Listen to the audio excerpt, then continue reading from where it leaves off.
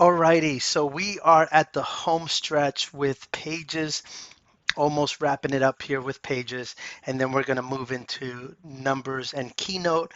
Like I said earlier, you're going to realize that Numbers and Keynote are a lot like Pages. Once you know Pages, it's almost as if you know Numbers and Keynote, but we'll definitely dive into those as well. So here we're going to be talking about media. And media, uh, if you're just doing a printed document or a PDF, there's really just one media that kind of makes sense, and that's photos. So you can certainly use photos, things like video and audio, which are some other things that you can do as well. Don't make a lot of sense for printed or PDF media. However, if you are doing like an ebook, an EPUB book, that type of file, then those make sense. And media is just how you're going to get it, right? So what you can do here is if you go to something like photos,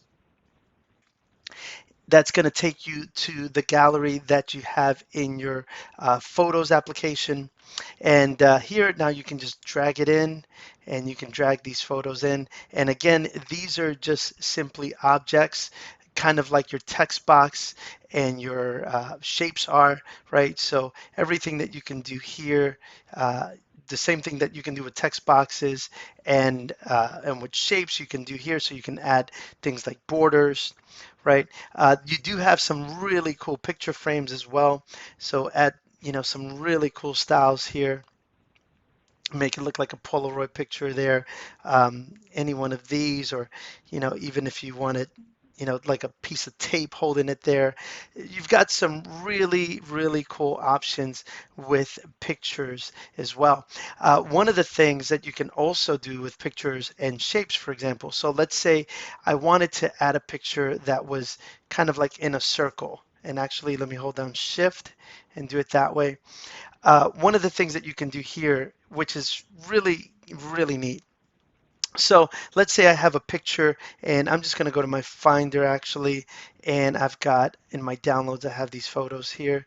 And let's say I wanted to grab this photo, or I think I have a photo of kids here.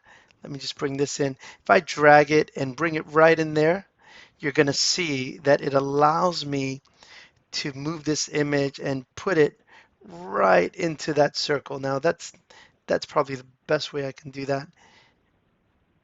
And I can do something like that.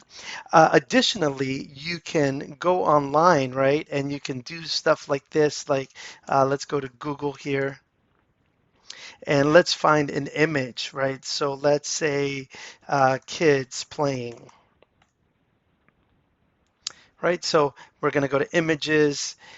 One of the really neat things that you can do with Pages is that if I like this image right here, I can just click it and I can drag it over into Pages.